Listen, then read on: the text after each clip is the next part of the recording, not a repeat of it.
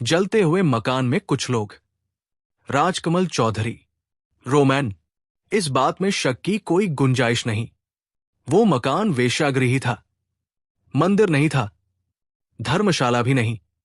शमशाद ने कहा था, तुम्हें कोई तकलीफ नहीं होगी, सोने के लिए धुला हुआ बिस्तरा मिलेगा, सुबह वहीं नहा धो लोगे, चाय पीकर चले आओगे। मैंने कहा था, ठीक है, सेल्समैन को और क्या चाहिए। कहीं रात काट लेने की जगह कोई कमरा, कोई भी औरत, और अंत में नींद। औरत बुरी नहीं थी, मगर एकदम टूटी हुई थी। बोली, फालतू पैसे हो तो देसी रम की एक बोतल मंगवाओ। सारा दिन इस औद्योगिक नगरी में चक्कर काटने के बाद मैंने 5,000 रुपयों का बिजनेस कर लिया था। कमीशन के लगभग 300 रुपए मेरे बनते थे। रम की बोतल मंगवाई जा सकती थी। रम की बड़ी बोतल और सामने के पंजाबी होटल से मुर्गे का शोरबा। औरत झुश हो गई, मेरे गले में बाहें डालकर मचलने लगी। कहने लगी, तुम दिलदार आदमी हो, जरा रात ढल जाने दो, तुम्हें खुश कर दूंगी। मैं ठंडी औरत नहीं हूं। औरतें इस मकान में और भी थी, मगर शमशाद ने कहा था दूसरी के पास मत जाना। उसका नाम दीपू है, दीपू पंजाब की है, उसी के पास जाना। और मैं दीपू के पास आ गया था। मैंने कहा था, शमशाद ने तुम्हारे पास भेजा है, मैं न्यूजल्ट कंपनी का सेल्समैन हूं। कल सुबह कलकत्ते चला जाऊंगा, रात भर रहना चाहता हूं, मगर पैसे मेरे पास ज्यादा नहीं है। कौन शमशाद? कश्मीरी होटल वाला? वो खुद क्यों नहीं आया? जरूर परले मकान की कलूटी मेम के पास गया होगा, अब उसी के पास जाता है। दीपू ने एक लंबी सांस लेकर उत्तर दिया था, और मेरे द्वारा मिले हुए 20 रुपए मकान मालिक को देने चली गई थी। फिर लौटकर बोली थी, फालतू पैसे हो तो देसी रम की बोतल मंगवाओ, कुल 8 रुपयों में आ जाएगी। शराब और औरत यहां सस्ते में मिलती है। देखो ना, मैं बैठती तो रात भर के 50 रुपए लोग खुशी से दे जाते। मैं मेहनती औरत हूं, कायदे से काम करना जानती हूं। तुम जरा भी शर्म मत करो। समझ लो, अंधेरे में हर औरत हर मर्द की बीवी होती है। अंधेरे में शर्म मिट जाती है। रंग, धर्म, जात बिरादरी, मोहब्बत, ईमान, अंधेरे में सब कुछ मिट जाता है। सिर्फ कमर के नीचे बैठी हुई औरत याद रहती है। मगर रात के 12 भी नहीं बजे होंगे कि पुलिस आ गई। मकान का मुख्य द्वार अंदर से बंद था। मालिक ने खिड़की से झांककर देखा होगा, पुलिस ही है। वो दीपू के कमरे के पास आया, बोला, दीपू पुलिस आ गई है, ग्राहक के साथ भागो। वो दीपू जैसी दूसरी औरतों के कमरे के पास गया, ग्राहक के साथ भागना होगा। कहा, दीपू बोली, नीचे अंडरग्राउंड में, चलो वही पिएंगे और तबीयत खुश करेंगे। घबराओ नहीं, पुलिस ज्यादा देर नहीं रुकेगी। दीपू नंगी थी और मैं भी लगभग प्राकृतिक अवस्था में ही था।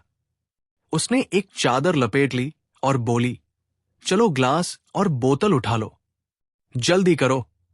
चारों तरफ घना अंधकार है और नंगे फर्श पर बैठे हुए हम लोग रोशनी का इंतजार कर रहे हैं। रोशनी कब आएगी? दीपू अपने देह से चादर उतारकर फर्श पर बिछाती है, दीवार टटोलकर बोतल और ग्लास किनारे रखती है। फिर पूछती है, और कौन कौन आया है? चंद्रावती, तुम भी आए हो? अंधेरे में कहीं कुछ नहीं दिखता है, अपना हाथ पांव तक नहीं। और इस अंधेरे में दीपू की आवाज चांदी की सफेद तलवार की तरह चमकने लगती है। बोलते क्यों नहीं? यहां की आवाज ऊपर नहीं जाती है, और अब तो मालिक पुलिस वालों को रुपए दे चुका होगा। अब क्यों डरते हो? बोलते क्यों नहीं? और कौन है यहां? कौन? दीपू रानी, तू भी आ गई? कैसा गाहक है तेरे पास? बोतल लेकर आया है? भाई, एक औंस मुझे भी देना, यहां बड़ी सर्दी है। देगी तो? कोई दूसरी औरत अंधेरे की परतें तोड़ती है। मुझे लगता है अंधेरे में प्रेत छाया रेंग रही है। कमरे में ठहलता हुआ कोई आदमी मेरी जांग पर पाव रख देता है और डर कर उछल जाता है। मैंने समझा कोई जानवर है।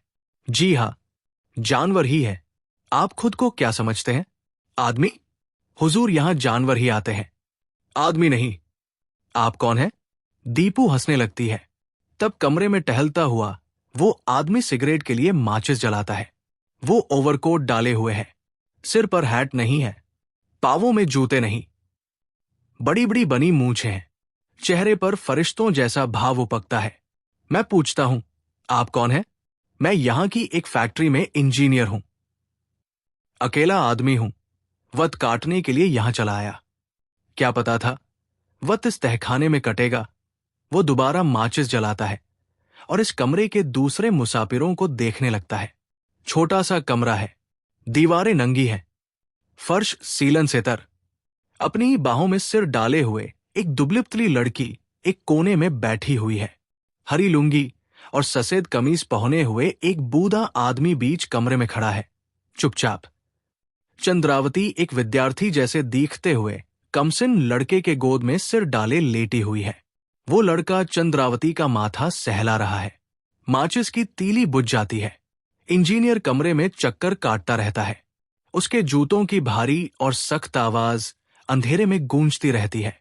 कमरे के बीच में खड़ा बूढ़ा आदमी कहता है, मेरे रुपए भी चले गए, मेरी औरत भी उधर ही रह गई, मेरे पास शराब भी नहीं है, सिगरेट भी नहीं। पता नहीं पुलिस कब तक ऊपर शोर मचाती रहेगी। ऊपर वाकई आग लगी हुई है, छत जैसे टूट जाएगी। पुलिस शायद कमरों की तलाशी ले रही है, शायद ऊपर रुकी हुई औरतों को तमाचे लगा रही है, शायद मकान मालिक को हंटर लगा रही है। कुछ पता नहीं चलता है। सिर्फ लगता है ऊपर कोई दौड़ रहा है और चीख पुकार मची हुई है। विद्यार्थी दिखता हुआ कम उम्र लड़का बड़ी महीन आवाज में चीखता है, माचिस जलाओ, मेरे पेंट में कोई कीड़ा घुस गया है, माचिस जलाओ। मगर कोई माचिस नहीं जलाता। इंजीनियर चुपचाप टहलता रहता है। दीपू मेरे करीब खिसक आती है। दीवार पकड़कर बोतल और गिलास ढूंढती है। जरासी ठोकर से ग्लास टूट जाता है। मैं फर्श टटोलता हुआ ग्लास के बड़े टुकड़े किनारे हटाने लगता हूं। शीशे के टुकड़ों की आवाज में बड़ा ही कोमल संगीत है। दीपू बोतल खोलकर 2 घूंट शराब गले में डालती है। फिर बोतल मुझे थमाकर खांसने लगती है। पुरानी खांसी, शायद दमा है। चंद्रावती कहती है, अकेले अकेले पीने से यही होता है। दूंगी, बज्जा तुम्हें भी दूंगी। इस तरह गालियां मत निकाल, दीपू चीखती है। फिर खांसने लगती है। सर्दी में जमे हुए अपने पांव मैं सीधा करने की कोशिश करता हूं। दाएं पांव की उंगलियों में रबर की कोई चीज फंस जाती है। पांव ऊपर खींचकर उसे उठाता हूं। इस तहखाने में भी रबर की ये चीज लाना लोग भूल नहीं सके। मैं मुस्कुराता हूं। मुस्कुराने के बाद रम की बोतल गले में उतारने की कोशिश करता हूं। पता नहीं अब कितनी शराब बची है। चंद्रावती अंधेरे में लड़खड़ाती हुई आती है और हंसती हुई मेरी गोद में गिर जाती है। दीपू समझ गई है कि चंद्रावती ही है। कहती है, देखो चंद्रा शराब पिएगी तो इस बाबू को खुश करना पड़ेगा। ये बाबू हमारी ही जात का है। हम चमड़ा बेचते हैं, ये चमड़े से बना खेलकूद का सामान बेचता है। हाय रे, तुम तो एकदम नंगे हो। चंद्रावती खिलखिलाने लगती है। मैं झुश होकर बोतल उसके हाथ में थमा देता हूं। वो खुश होकर बोतल दीपू के हाथ में थमा देती है। बोतल खाली हो चुकी है और मेरा सिर चकराने लगा है। रबर की वह चीज अब तक मेरी उंगलियों में पड़ी है। मेरा सिर घूम रहा है। दुर्गंध से मेरी नाक फटी जा रही है। किस चीज की दुर्गंध? लगता है आसपास कई चूहे मरे पड़े हों। चंद्रावती बहुत जरासी औरत बन गई है। मैं उसकी ब्लाउज के अंदर हाथ डालता हूं। अंदर जैसे कुछ भी नहीं है, सिर्फ मांस का एक झूलता हुआ टुकड़ा। मगर उसकी जांघों की पकड़ बेहद मजबूत है। मैं नजरत से भरकर दूर खिसकना चाहता हूं, लेकिन खिसक नहीं पाता। मेरी दोनों टांगे उसकी जांघों के बीच कैद है। बेहद मोटी टांगे, भारी कमर। दीपू कहती है, सिर्फ मिलिट्री वाले इस चंद्री के पास आते हैं। हरामजादी, लोगों को तोड़कर रख देती है। क्यों मिस्टर सेल्समैन, क्या हाल है? मैं सिकुड़ जाता हूं। चंद्रावती ताकत लगाती है। मैं सिकुड़ जाता हूं। लगता है मेरी जांघों के बीच कोई मरा हुआ चूहा चिपक गया हो। शराब ने मुझे और भी सर्द बना दिया है। तभी बीच कमरे में खड़ा बूढ़ा चीखने लगता है, सांप! मुझे सांप ने काट खाया है। रोशनी जलाओ! मुझे सांप ने काट लिया। रोशनी जलाओ! मगर रोशनी नहीं होती है। इंजीनियर के जूतों की आवाज रुक जाती है, मगर माचिस नहीं जलती। चंद्रावती के साथ आया हुआ लड़का गरजता है, माचिस जलाओ! इंजीनियर साहब, माचिस जलाओ, मुझे सांप काट लेगा। मैंने एक बार सांप को मार दिया था। सांप मुझसे बदला लेगा। मुझे बचाओ, मुझे बचा लो। मगर इंजीनियर पर कोई असर नहीं होता। वो कहता है, मेरे पास 2 सिगरेट है और माचिस की कुल 2 तीली है। जब मुझे सिगरेट पीने की ख्वाहिश होगी तभी माचिस जलाऊंगा। अंधेरे में इंजीनियर की सिगरेट का सिरा चमकता है, उसकी घनी मूंछें चमकती है। वो एक किनारे दीवार के सहारे टिका खड़ा है और वो बूढ़ा चीख रहा है और वो लड़का चीख रहा है और चंद्रावती कहती है, बूढ़े को मरने दो, कब्र में नहीं गया, यहां ऐश करने चला आया। और दीपू कहती है, रबर का सांप होगा। 8 नंबर कमरे वाली सुल्ताना पिछली पुलिस रेड में अपने साथ यहां रबर का सांप ले आई थी। हम लोग खूब डर गए थे। सुल्ताना का गाहरक तो डर के मारे बेहोश हो गया था। रबर का सांप नहीं, सच्चा सांप है। मेरे पांव से खून बह रहा है, जहर ऊपर चढ़ रहा है, सबको काट लेगा। बूढ़ा आदमी चीखता रहता है और फर्श पर गिरकर छटपटाने लगता है। दीपू हंसती है, साला छटपटा रहा है। अरे अब्बाजान, बूढ़े आदमी हो, मर गए तो क्या बिगड़ जाएगा? क्यों बे चंद्री, क्या करती है? जल्दी खलास क्यों नहीं करती है? बेचारे ने 8 की शराब मंगाई है, 20 रुपए कैश दिए हैं। मुर्गे का गोश्त ऊपर ही पड़ा रह गया। जरा बेचारे को मौज पानी लेने दो। 2-1 कसरत मैं भी करूंगी। जल्दी कर चंद्री, मैं अब गर्म होती जा रही हूं। अब इंजीनियर माचिस जलाकर दूसरी सिगरेट सुलगाता है। बूढ़े के पाव में ग्लास का टुकड़ा गड़ गया है।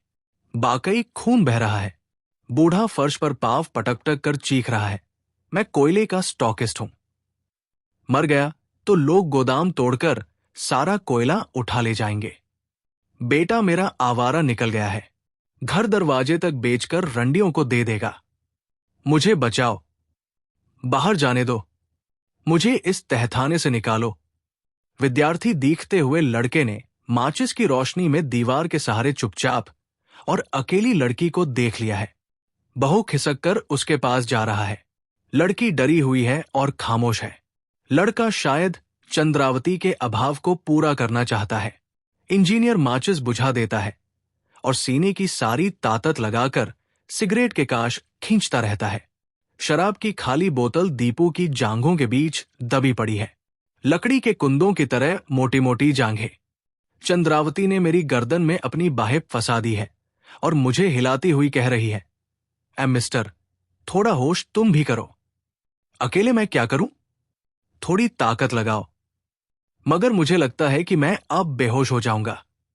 यहू घुटन, ये ठंडी पर्श, इंजीनियर के सिगरेट का धुआं, मरे हुए चूहों की दुर्गंध, बूढ़े आदमी की चीट पुकार, दीपू की जांघों में अटकी हुई बोतल। मुझे लगता है कि अब मैं बेहोश हो जाऊंगा।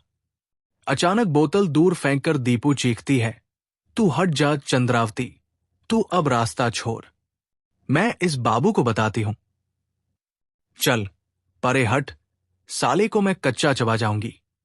और रम की थाली बोतल दीवार के सहारे बैठी उस लड़की के पास गिरती है। वो बड़ी पतली आवाज में चीखती है, मैं मर गई, मेरा सिर पट गया, मैं मर गई। वो लड़का शिकारी कुत्ते की तरह उछलकर उसके पास पहुंच जाता है। इंजीनियर फिर टहलने लगा है। उसके जूतों की आवाज बड़ी भयावनी है। चंद्रावती पर्श पर गिरी हुई हाब रही है। दीपू मेरे ऊपर चढ़ी है और मुझे झकझोर रही है। मैं धीरे धीरे सो जाता हूं। शायद बेहोश हो जाता हूं, शायद मर जाता हूं। मर जाने के सिवा अब और कोई उपाय नहीं रह गया है। आपको यह कहानी कैसी लगी, कमेंट में जरूर बताइए। ऐसी ही साहित्यिक कहानियां सुनने के लिए मोहो क्लासिक्स को सब्सक्राइब करें। धन्यवाद।